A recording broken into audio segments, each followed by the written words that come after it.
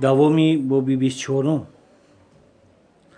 ҳозир ҳуҷум хоҳад кард, аммо ба хушбахтии ёдгор ӯ дар баландӣ миёни дарахти арча қарор дошт. агар ҳуҷум кунад, ба дил андешид ёдгор, бо дасташ аз поям доштанӣ ва кашиданӣ мешавад. Ман бошам бо зарби табар. ӯ ба тезии табар итминон дошт. дасташро зада калта мекунам, гуфти ёдгор шуд. хирс ҳаракате аз пӯи ёдгор доштан ва кашиданӣ кард. ёдгор ки устод буд, медонист ки дар куҷо дасти хирс бизанад. дасти хирс ҳамелак шуд.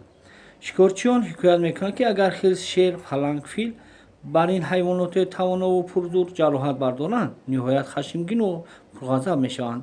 Инро ёдгор шунида буд ва медонист, ки акнун хирс дигарбора ба ҳуҷуми қатъитар медарояд ва ба ҷавоби он омодагӣ ҳам мегирифт. баъди зарб хӯрдан, наъраи бадфоҳимае кашид.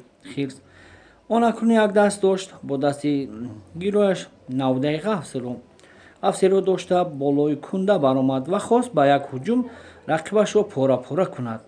вале устод ёдгор ақли худододи худо кор фармуда ин дафъа як зарбаи сахте ба сари пешони хирс зад. табар ба фарқи сари хирс он чунон чуқур даромада буд, ки ёдгор наметавонист онро кашида бигирад.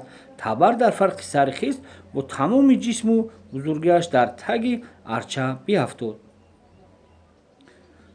вале ҳанӯз хирс занон ҷонталошӣ мекард. дар миёнаш корди кӯҳандии говкушӣ дошт. ёдгор зуд онро ба даст гирифт. агар мабодо аз ҳайвони зӯрманду бадхашм бо тани ҳанӯз гарм бархоста ҳуҷум кунад, кӯдаршро ба кор меандозад. аммо хирс дигар маҷоли аз ҷо хестан ҳуҷум карданро надошт. табари устогӣ дар ҳаққаш кори худро карда буд. шогирдонаш наъраи баланди хирсро шунида ба самти овоз давиданд. диданд, ки ёдгор корд дар даст болои кунда тарҷа нишастааст, ки ҳозир ба чизе ё касе ҳуҷум меоварда бошад.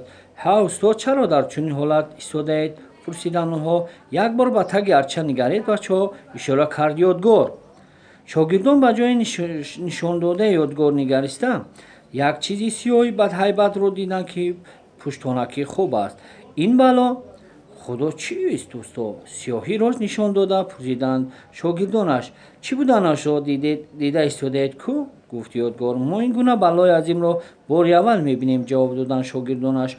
биёед наздиктар равем, мебинем, ки чист, гуфт ёдгор ва аз ҷояш хеста ба сари хирс рафт. хост табарро аз фарқи сари хирс ҷудо кунад.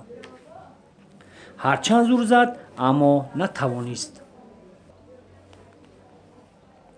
табар хеле чуқур ғутида буд. чунин ҷароҳати хирс ва рамида табар ба гӯши устухонаш часпида буд.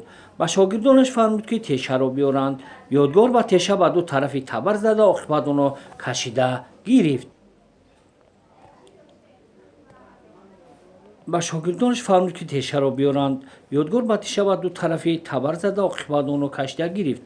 пас он ба шогирдонаш фармуд, ки паҳлавонро кашида ба ҳамворӣ бароранд. акнун шогирдони ёдгор фаҳмиданд, ки наъраи ҳамин ҳайвони аҷибнисон онҳоро ба ин ҷо оварда будааст ва ифтихор доштанд, ки устодонаш аз ин ҳайвон зӯрманд мағлуб намудааст. ёдгор бачаҳоро фармуд, ки ҳоло ки бадани ҷонвар ҳанӯз гарм аст, зуд пӯсташ кунанд. онҳо кордуҳояшонро аз ғилфҳояшон бароварда ба ин кор шурӯъ намуданд. худи ёдгор арчаи уғвориро, ки то пайдо шудани хирс ва муҳориба ба он нисбатшро бурда буд, корашро идома додан гирифт.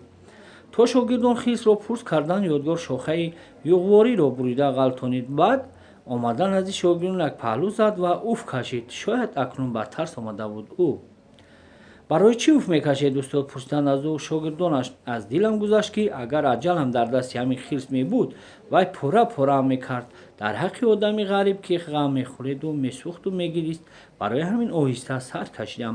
чунин андешаҳоро ҳеҷ маҳал дар дилу хотиратон ҷой надиҳед, устоди муҳтарам, гуфтанд ба якборагӣ шогирдонаш.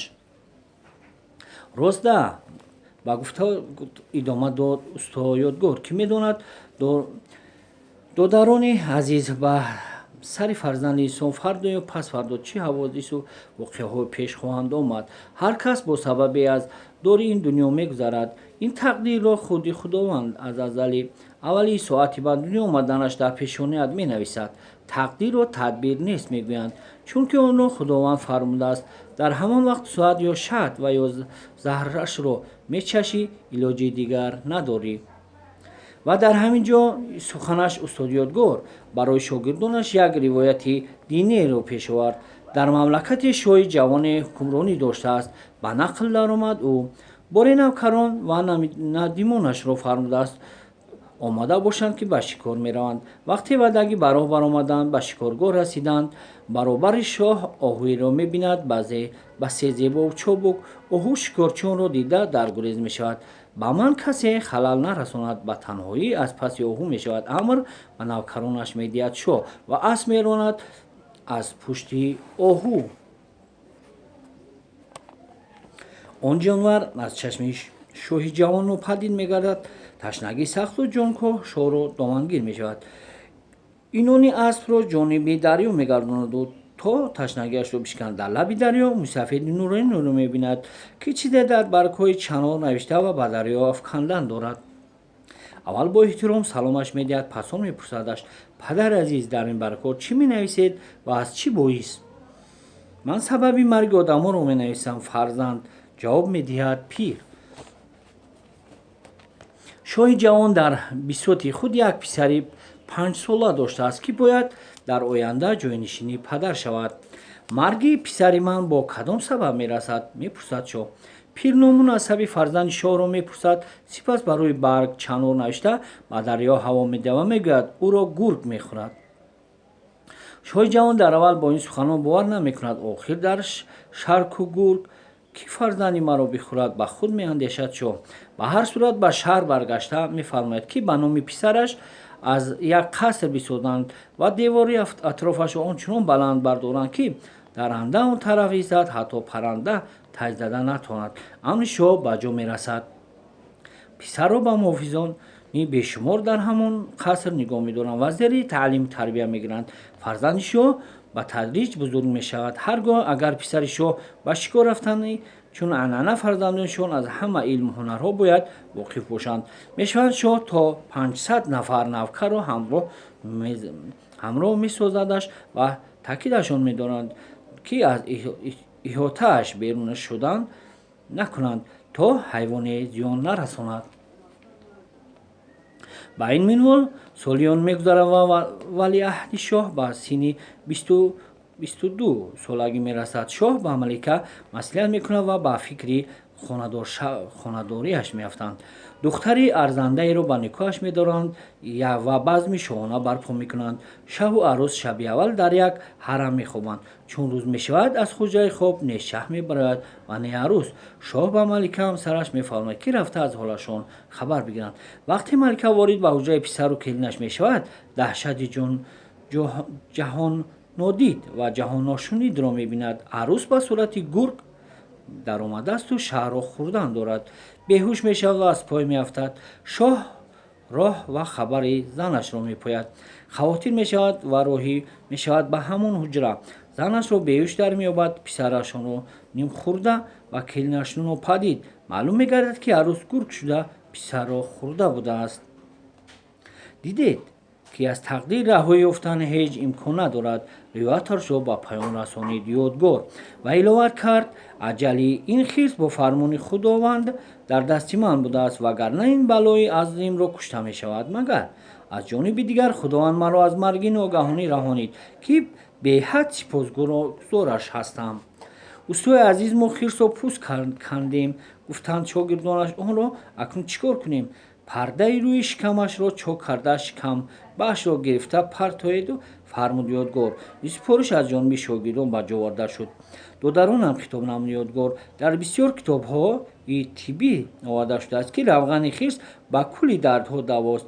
ин доди худоро мо набояд партоем. ба деҳа бурда, аввал чарбуи рӯи шикам ба гурда, ҷигар, синаашро ҷудо карда, чарбуашро дар дег андохта об мекунем ва дар ҷоме мегирем.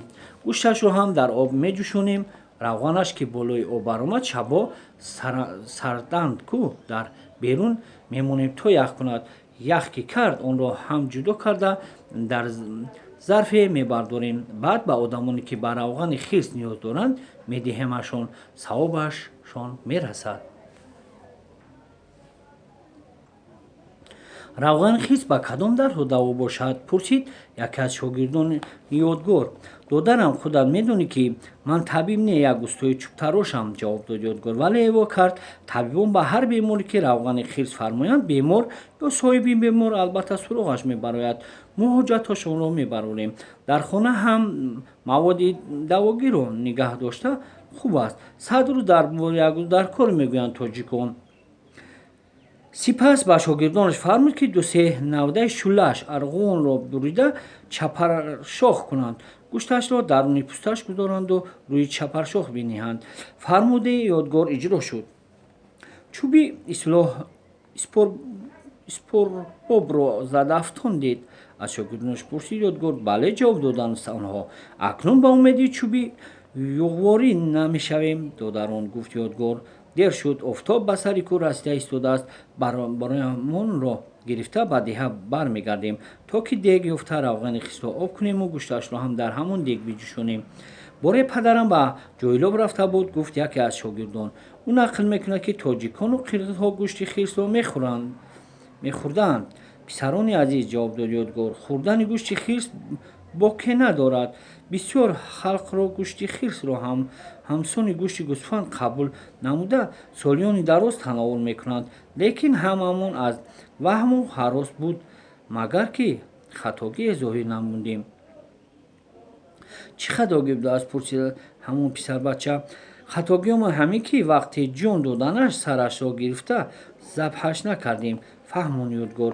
дар он сурат гӯшт кароҳат пайдо мекунад ва хӯрданаш ҷоиз намегардад. аз ин рӯ танҳо равғанашро гирифта гӯшташро тӯмаи сагон хоҳем кард.